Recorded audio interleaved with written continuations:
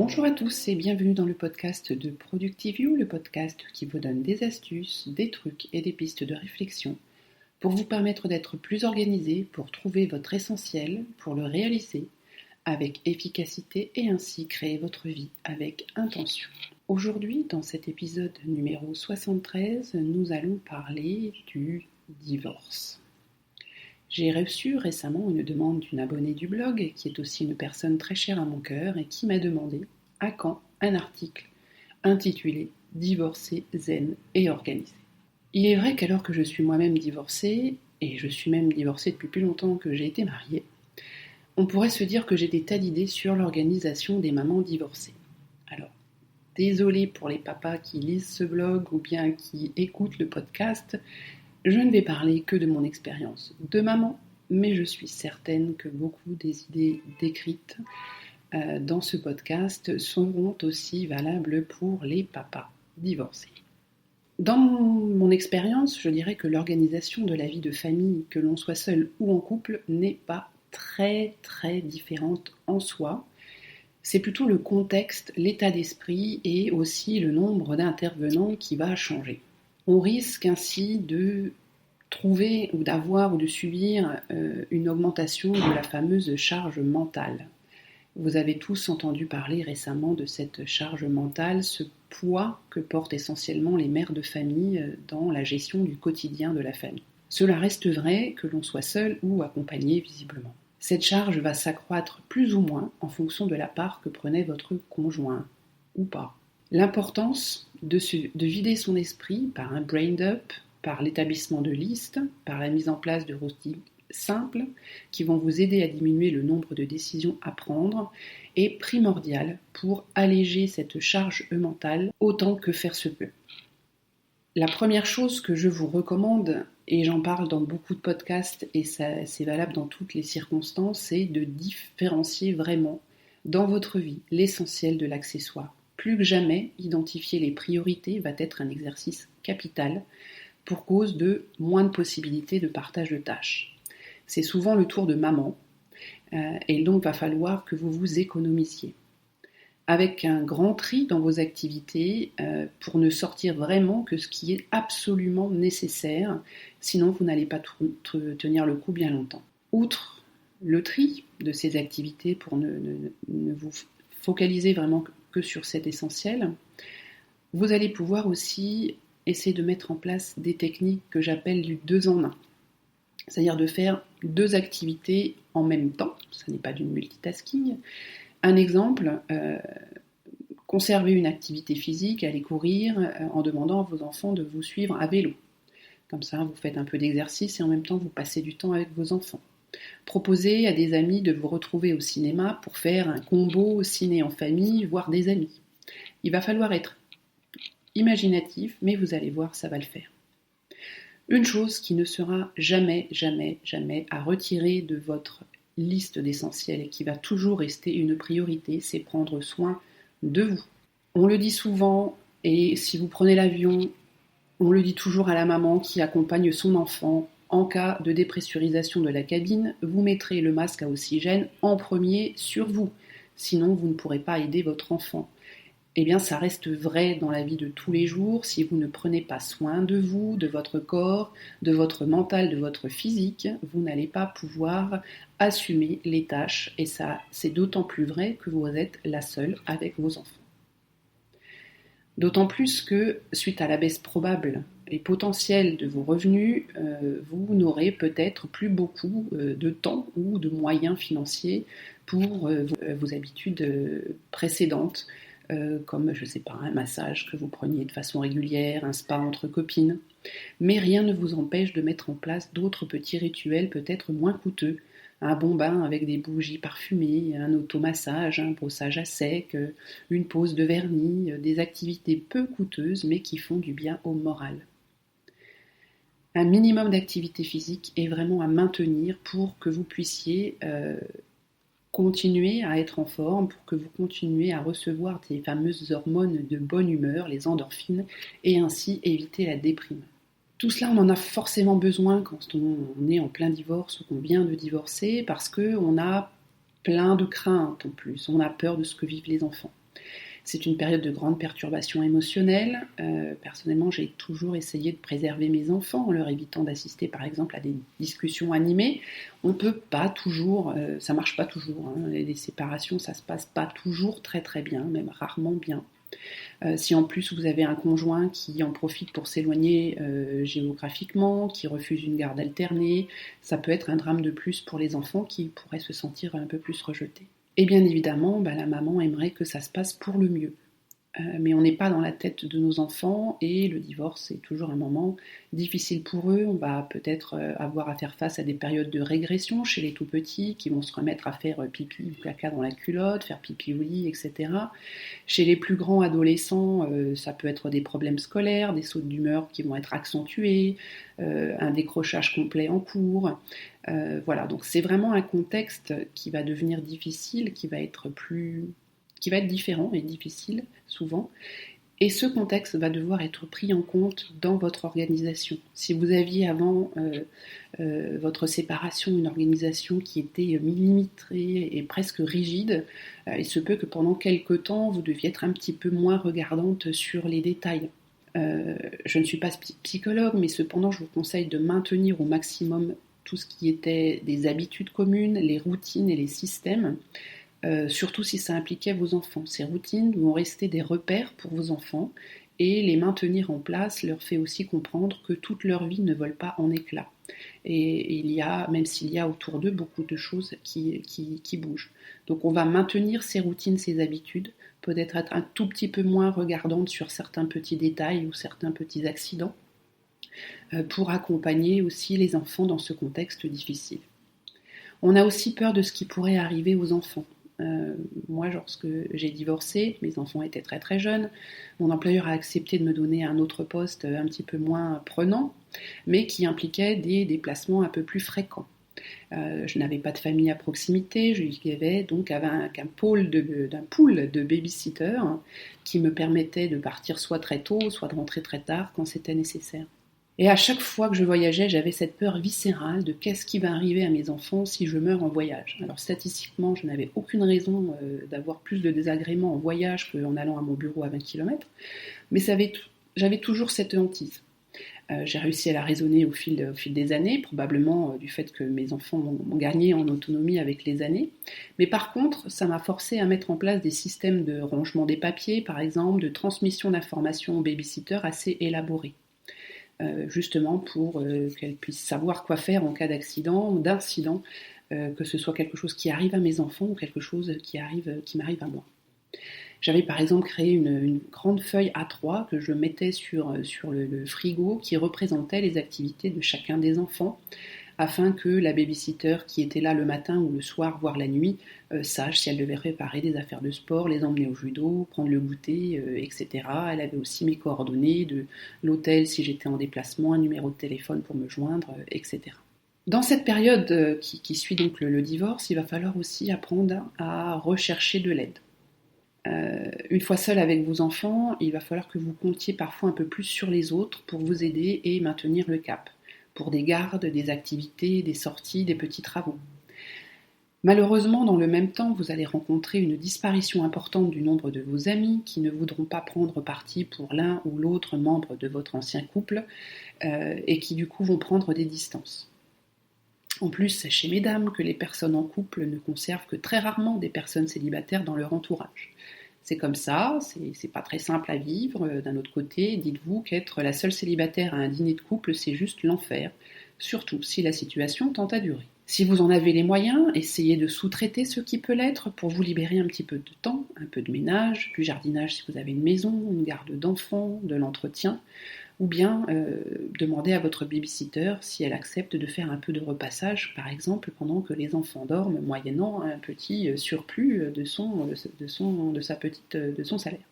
On va aussi donner beaucoup plus d'autonomie aux enfants. Reformer un cercle d'amis pour trouver du support pour certaines tâches, c'est bien, mais on va falloir aussi s'appuyer sur des enfants s'ils sont en âge, bien évidemment. On entend souvent que les enfants de divorcés sont plus matures ou autonomes, et pour cause. Ils apprennent sans doute un peu plus tôt que les autres, par nécessité, que chacun a une place dans l'écosystème familial et doit contribuer à rendre la vie des autres plus simple, faute de ressources suffisante.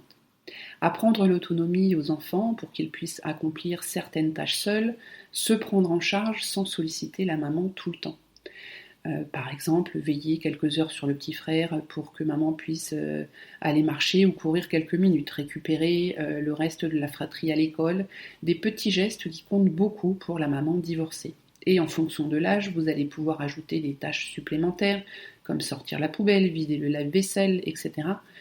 Encore une fois, ce n'est pas très différent que de ce que vous auriez fait en restant en couple, ou ce n'est peut-être pas très différent des routines que vous aviez déjà en place, mais il se peut que vous le demandiez un petit peu plus tôt à vos enfants. Une autre grande source de stress qui arrive régulièrement et souvent en cas de divorce, c'est le déménagement. Le déménagement est l'une des premières sources de stress dans la vie. Et si on additionne ça à une séparation, on peut imaginer qu'il va falloir beaucoup de préparation pour aider les enfants à suivre ce changement. Faute de pouvoir conserver sa maison ou un grand appartement, on va devoir aussi passer à quelque chose de plus petit et ou de moins cher. C'est assez classique. Là, une bonne démarche minimaliste va vous aider à moduler, cependant, avec les affaires des enfants. C'est une histoire de repères. Si vous aidez trop de jouets, de nounours, de bibelots, vous risquez aussi de trop les perturber parce que ça reste quand même des repères pour eux.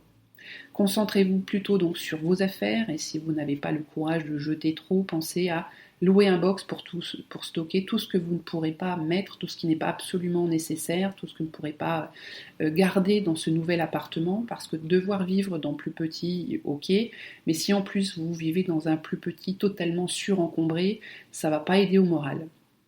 Donc on reste dans un environnement minimaliste, entre guillemets, pour conserver le moral de tous et les idées claires.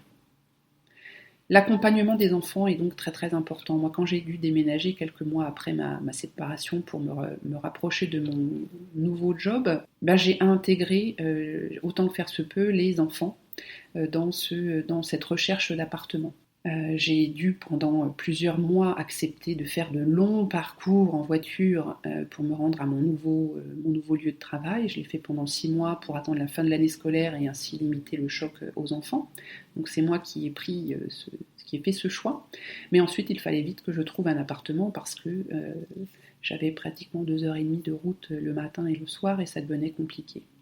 Donc ce que j'ai fait, c'est que je les ai emmenés lors de visites de certains appartements et lorsque j'ai fait mon choix, les enfants étaient là et ils avaient eux-mêmes adopté ce nouvel appartement que nous avions visité ensemble.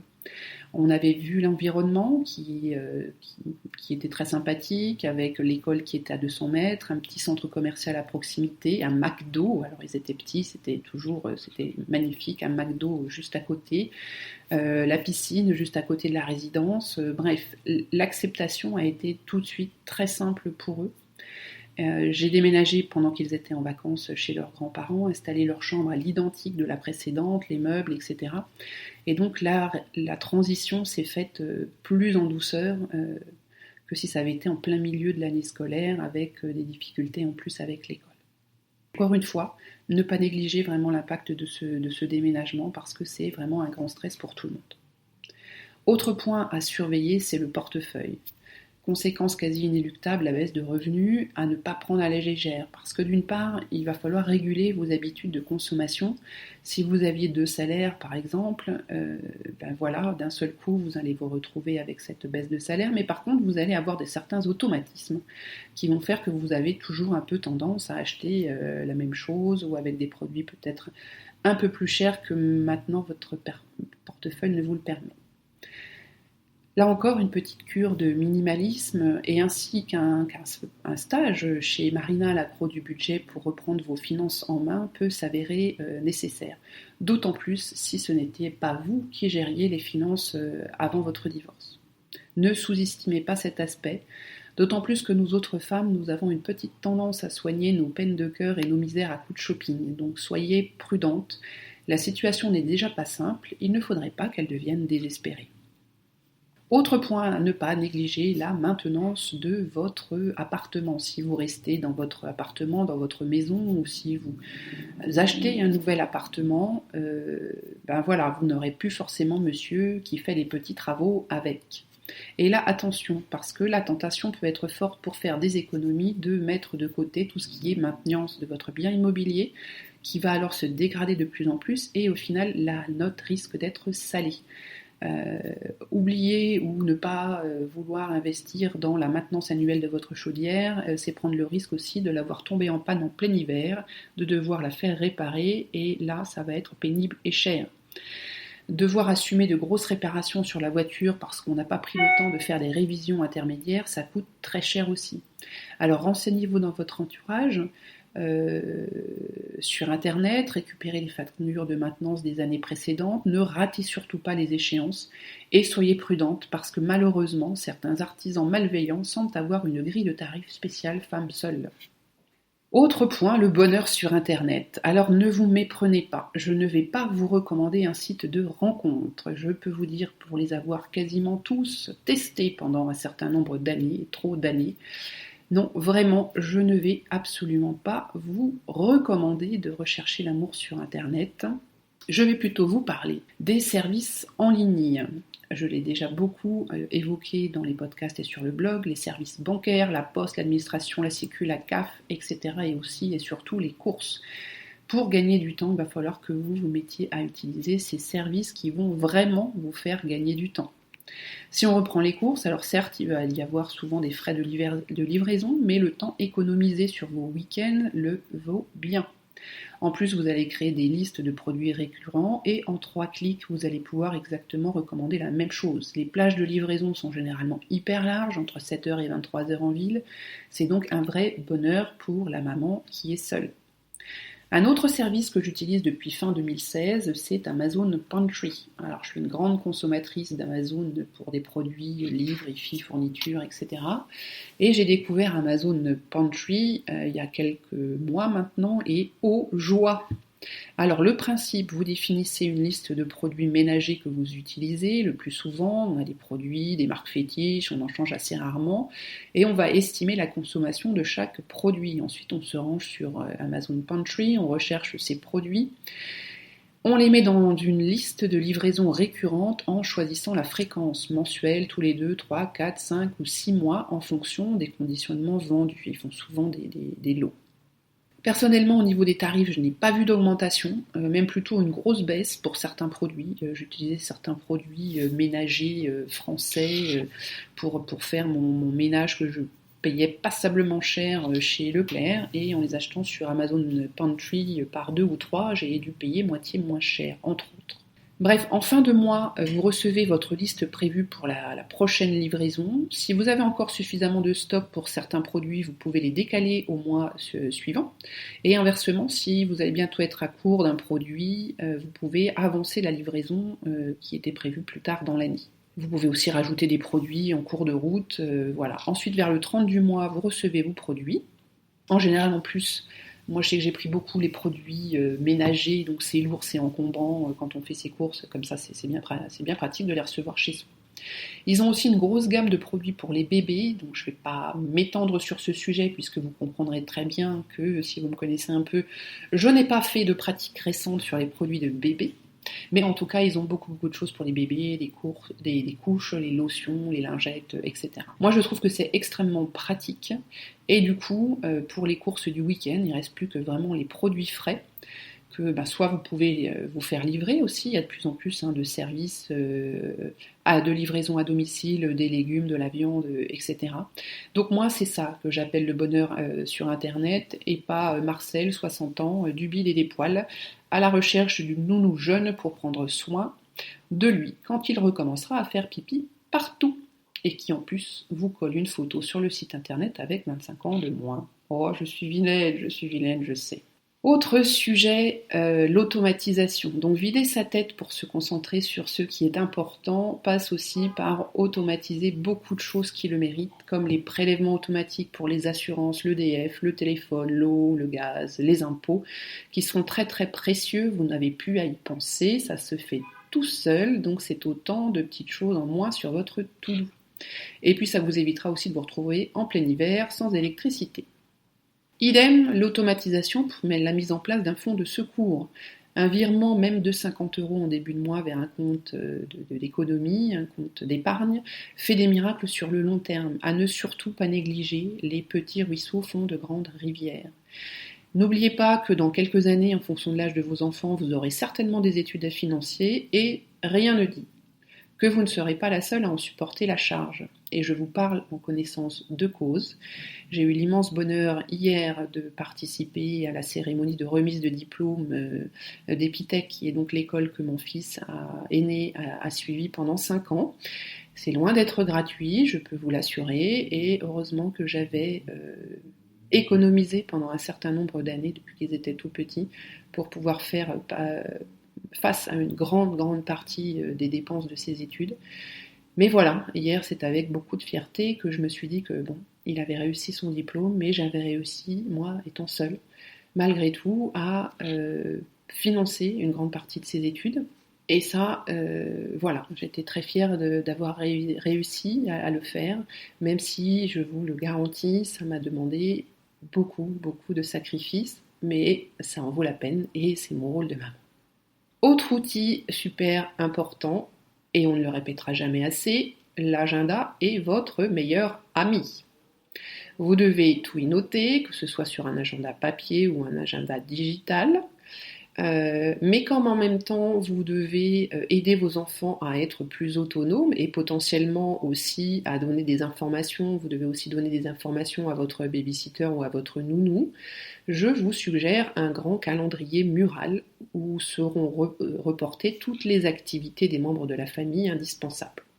Moi, j'ai utilisé pendant des années ce type de calendrier. Donc, vous savez, ces calendriers avec des petits autocollants représentant un voyage. Donc, ça, quand c'était un voyage, c'était les week-ends chez papa, les rendez-vous médicaux, les sorties sportives. C'est très visuel. Donc, même si l'enfant ne sait pas lire, il va pouvoir quand même se repérer dans le calendrier. Et puis plus tard, ça va donner aussi l'habitude aux plus grands de reporter eux-mêmes les événements les concernant, comme une invitation à l'anniversaire, une sortie piscine entre copains, un ciné, etc. etc. Moi, j'y indiquais aussi les déplacements que j'allais faire dans le mois, de façon à ce que les enfants puissent repérer aussi les jours où je serai là ou pas. Tous ces beaux systèmes ne tiendront pas tout seuls en marche et il faudra que vous gardiez votre routine ou mettiez en place votre routine de la revue du dimanche ou du week-end ou du lundi matin, qui est un outil absolument indispensable pour préparer votre semaine. Donc moi, en ce qui me concerne, ça consistait à m'assurer que les vêtements étaient prêts pour la semaine, les tenues de sport propres et déjà dans les sacs à dos, que j'avais assez de goûter pour tous les jours, de repérer s'il y avait un rendez-vous médical qui arrivait de façon à adapter mon calendrier, rédiger des consignes pour les babysitters en fonction du planning de la semaine, les informer en cas de changement de planning. Ça prend pas beaucoup de temps, surtout si vous avez votre agenda, votre calendrier bien à jour. Et donc en même temps qu'on fait sa petite paperasse du week-end, et bien voilà, quelques minutes pour préparer la semaine suivante, c'est absolument indispensable. Alors un petit bémol quand même, moi il y a un truc que je suis jamais arrivée à gérer complètement dans cette revue, c'était le jour où je devais apporter le goûter à l'école pour toute la classe. J'en ai raté quelques-uns, honte à moi, bon a priori ils en sont pas morts, et puis il y avait aussi le maillot de bain pour la garderie du mercredi. J'étais jamais fichue de savoir quelle était la semaine où il y avait piscine le mercredi après-midi, et donc j'en ai raté quelques-uns. Mais enfin bon, il n'y a pas eu trop de traumatisme. Apparemment, voilà, mais maintenez bien cette routine. On va essayer aussi de reformer des amis, un cercle d'amis, on en a parlé tout à l'heure, on va avoir une petite déperdition au niveau de son cercle amical. Et donc, en plus, si vous avez déménagé assez loin de vos précédents copains-copines, forcément, ça va être d'autant plus important que vous puissiez retrouver des amis.